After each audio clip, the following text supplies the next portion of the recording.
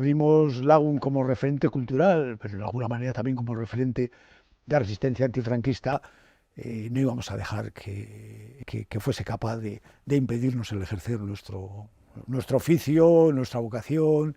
Lagún representa un poco lo que ha habido de resistencia colectiva frente al intento de imposición de sus ideas y de su política por parte del mundo de ETA, ¿no?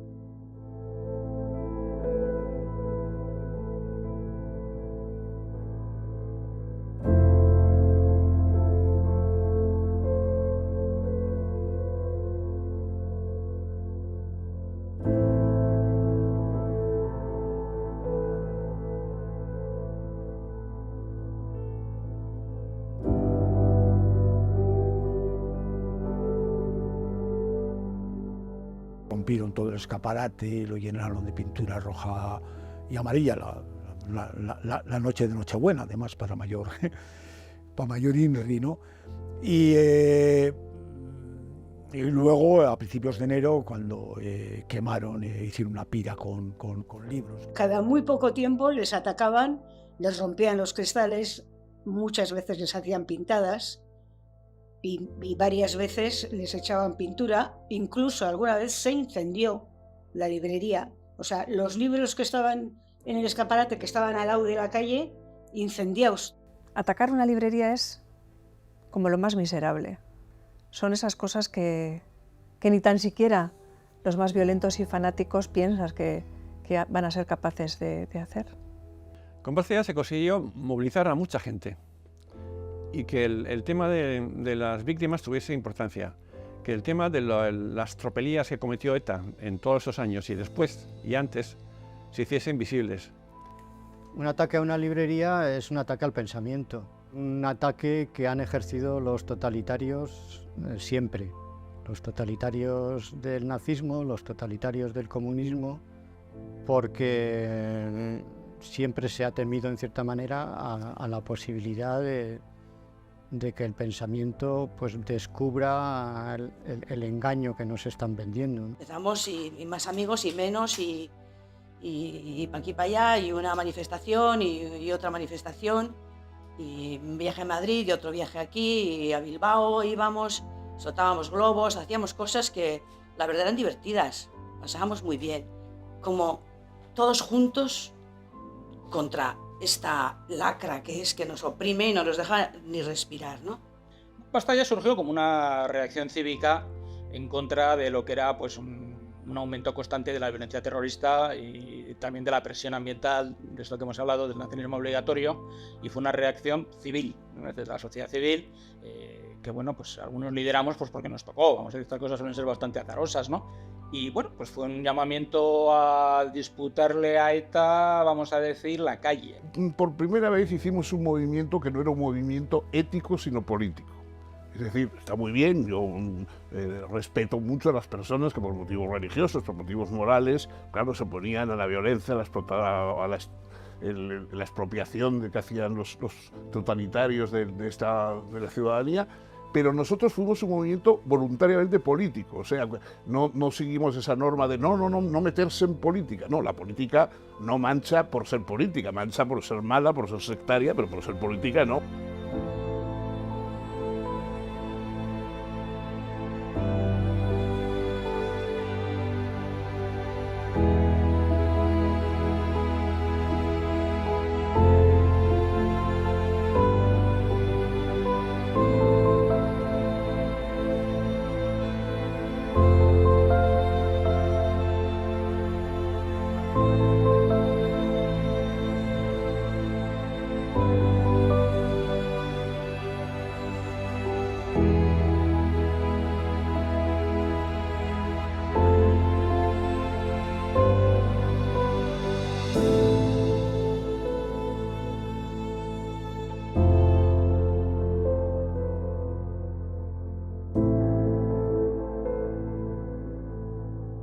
Se tuvieron que marchar ya finalmente por un ataque tremendo que hubo, que rompieron todo. Fuimos por solidarizarnos con ellos y en la puerta de la librería había pasos de huellas de botas con la pintura roja con la que habían ensuciado todo el escaparate.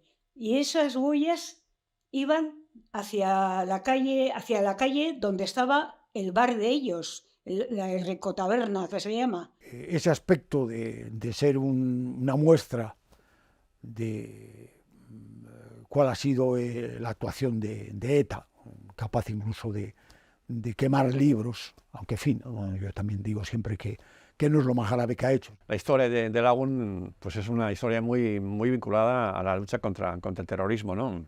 Y es uno de los lugares que recordamos como ese San Sebastián amable frente al San Sebastián de la gente dura, de la gente con miedo, de la gente que nos volvía la espalda por miedo o por prejuicios políticos. Esto es como si fuera el cielo.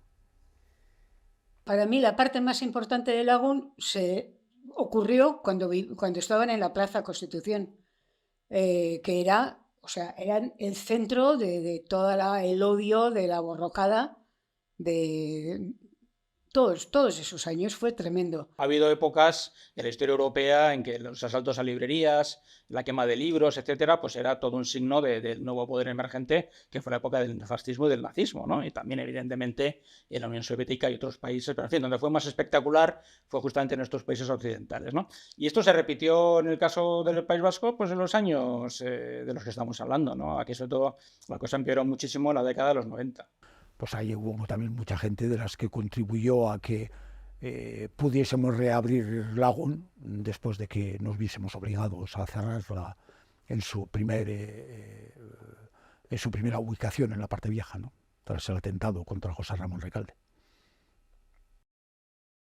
Bajé del coche y fui a abrir la puerta y entonces vi, eso lo he contado, lo primero que vi fue el agujero del cañón de una pistola y me pegaron el tiro. Entonces yo me volví hacia María Teresa. Entonces se volvió y le vi que tenía sangre. Lo decente me parecía quedarme así. Y dije, no ceder a la voluntad de otros que hubiesen deseado que me marchara. A mí me gustaría que buscasen la verdad siempre. O sea, que no fueran a hacer la historia desde una posición de bando, porque así no se construye ninguna memoria.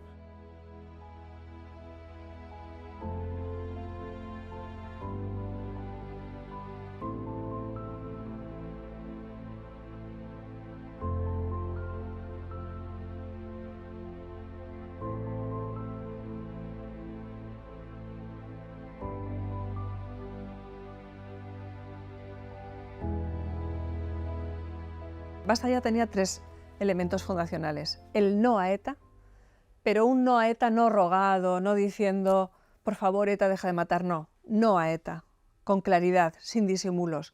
Y eso resultaba muy provocativo en la sociedad vasca. En segundo lugar, un apoyo absolutamente claro a las víctimas del terrorismo. Y en tercer lugar, una rebelión frente al nacionalismo obligatorio.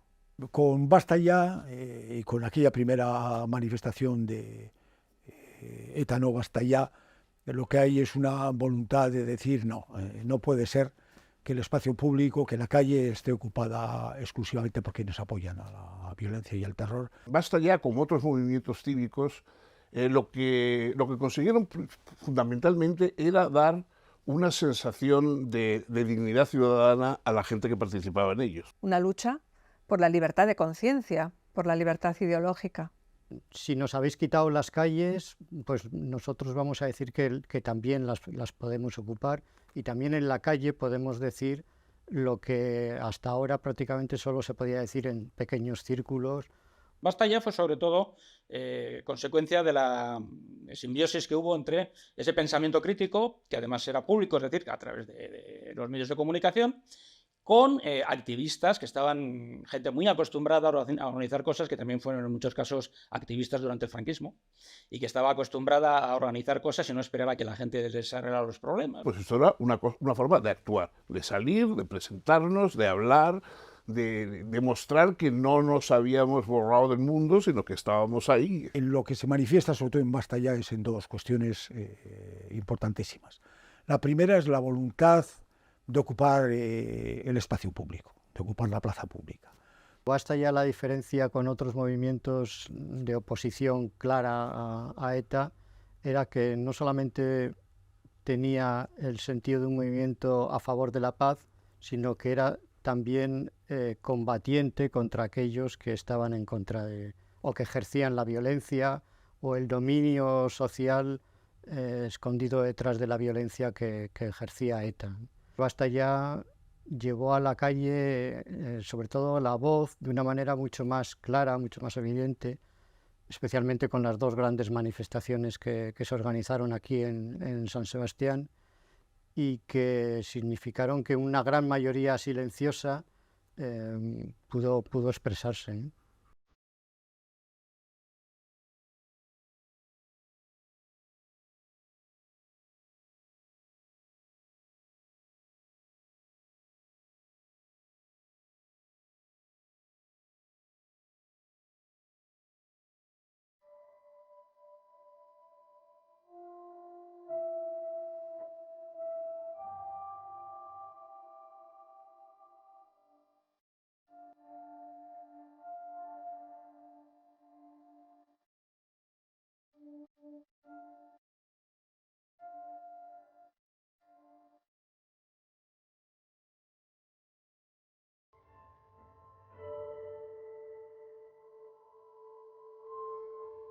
Se consiguió que haya un relato distinto al oficial.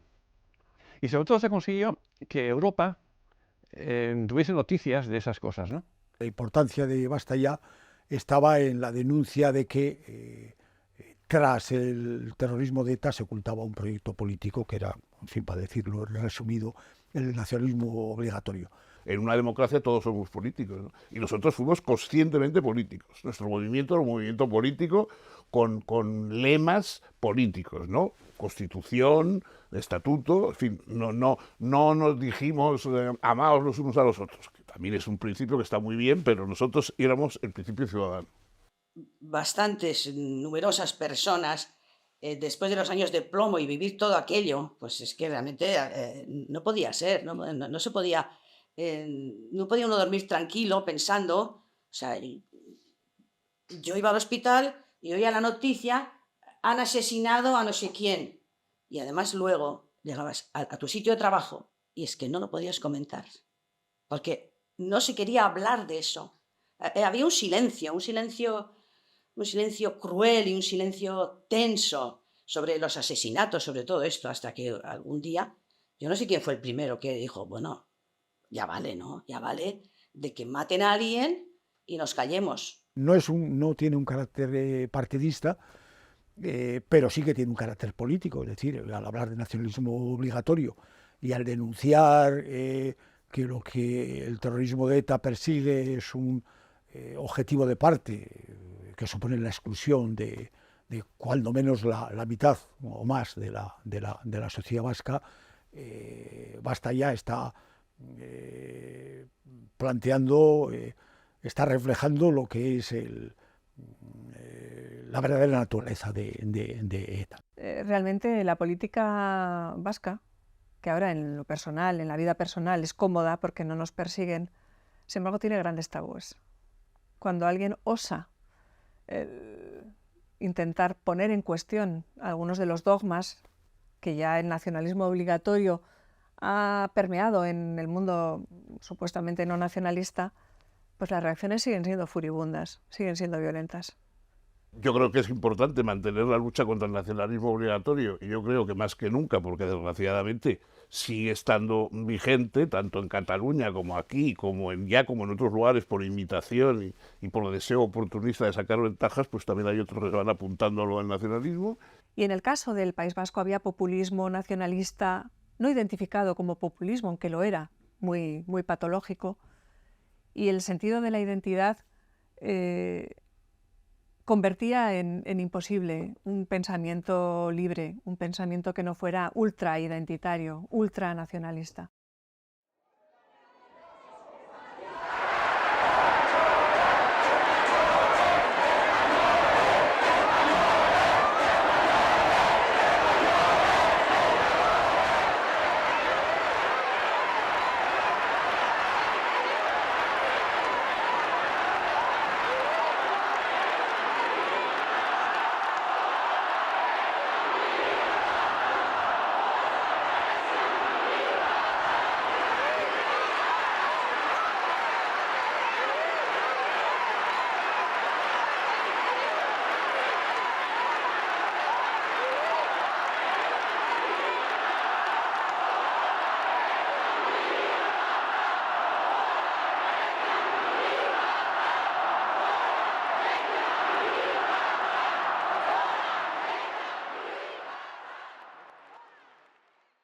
unos estaban militando o tenían, yo qué sé, compromisos con el PSOE, otros con los movimientos cívicos de otro sitio. Había de todo, o sea, allí nadie pedía permiso a nadie, nada, o sea, y la gente venía, se sumaba y se iba, punto. Se puede llamar Euskadi o se puede llamar Valladolid, pero son personas. Lo importante es eso, defender las personas, defender los individuos. Con un papel importantísimo de Fernando Savater, ¿no? Yo creo que basta ya, aunque en fin, en Basta ya hubo mucha gente que trabajó, se esforzó, dio el callo, pero yo creo que la impronta de Fernando es grandísima. Alguien tenía que dar en algún momento la cara y alguien tenía que... Pero la gente que no nos falló, la gente que estuvo ahí en circunstancias que ahora no se recuerdan. Ahora salir en manifestación a la calle es la cosa más sencilla del mundo porque no te va a pasar nada. Pero era un momento en que la gente, después de nuestras concentraciones y manifestaciones, se encontraba al llegar a su casa con una chincheta en la puerta, puesto la fotografía del acto y un circulito señalándole a él. Entonces, claro, esas cosas, ahí no era eso de que te mandaban una bala de juguete para que te asustaran. No, ahí te podías encontrar con un señor con la bala dentro de la pistola y esperándote a ti. O sea que, entonces la gente tenía infinitamente mérito, sobre todo la que vivía en localidades pequeñas. Nosotros teníamos un poco pase VIP, que íbamos y veníamos por el mundo, pero había gente que vivía todo el año en Andoain, en Rentería, en tal, y ahí aguantaban un poco el temporal, ¿no? Esa fue la gente que hizo la verdadera resistencia. No fue el pueblo vasco, así como se suele decir, no, o sea, fueron una minoría, un grupo pequeño, pero valiente, de gente, a veces muy humilde, muy sencilla, pero con ideas claras de lo que está bien y lo que está mal.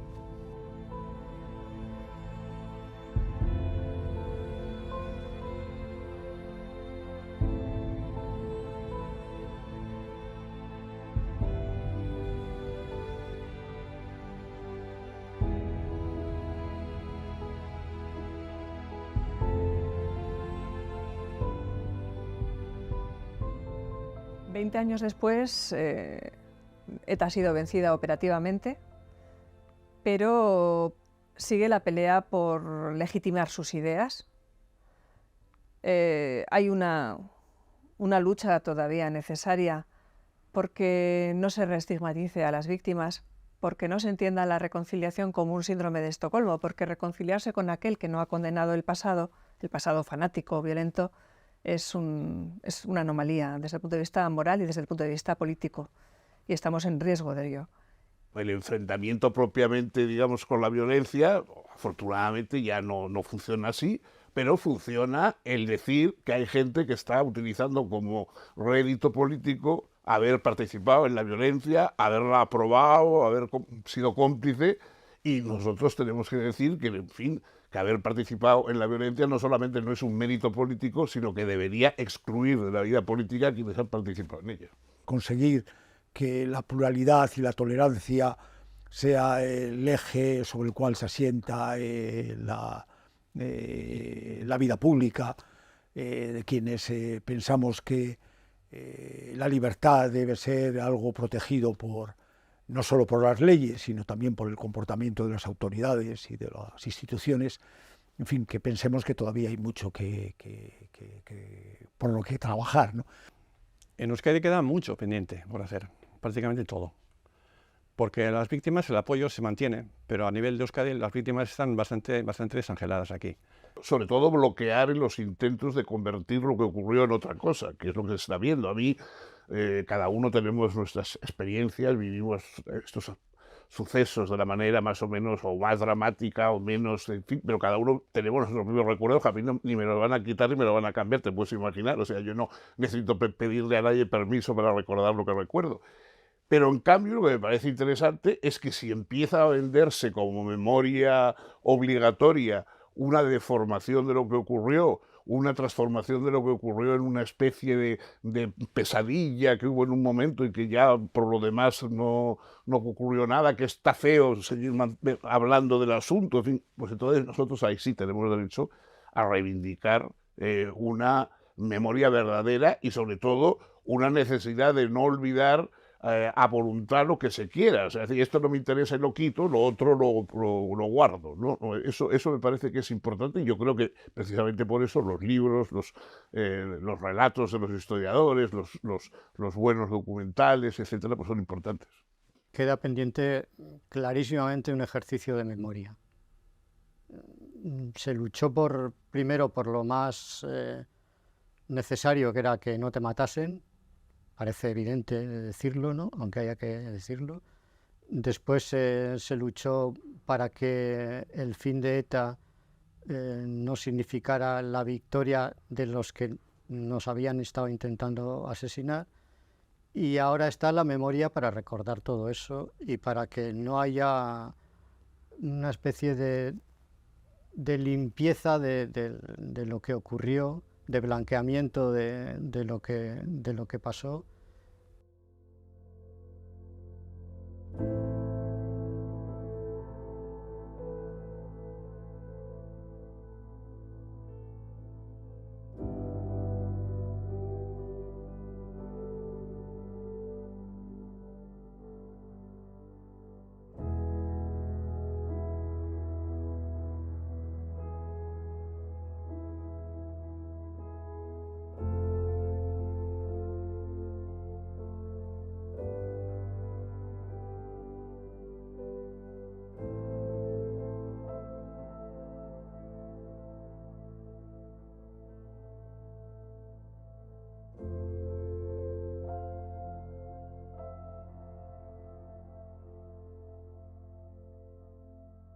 En el fondo está el ser humano con sus decisiones, con sus problemas, con sus miedos, con su valentía, y ahí cada uno se retrata o nos retratamos como podemos. Normalmente mucho menos de lo que debiéramos habernos retratado, eso también es cierto.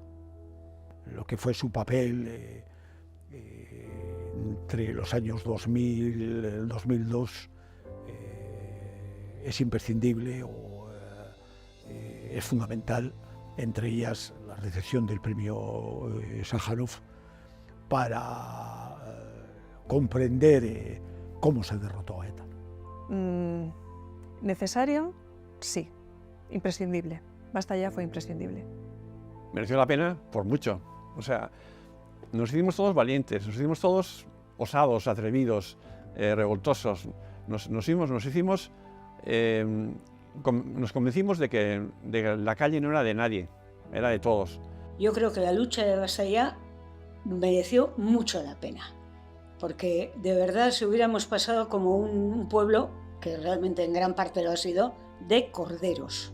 Al menos desde un punto de vista personal creo que es lo más importante en lo que he colaborado. Creo que fuimos muy libres por dentro. Fue muy duro, nos persiguieron mucho, mataron a algunos de nuestros amigos en la actividad que nosotros desarrollábamos como grupo ciudadano, pero provocamos efectivamente, era necesario provocar, porque existía una especie de coraza desde el punto de vista de lo que era el pensamiento obligatorio y el miedo incluso a decir con claridad que ETA era una organización terrorista y que teníamos que vencerla, que no teníamos que pedirle perdón a ETA. La respuesta clara es sí, mereció la pena. Pero qué bueno hubiera sido que no fuera necesaria.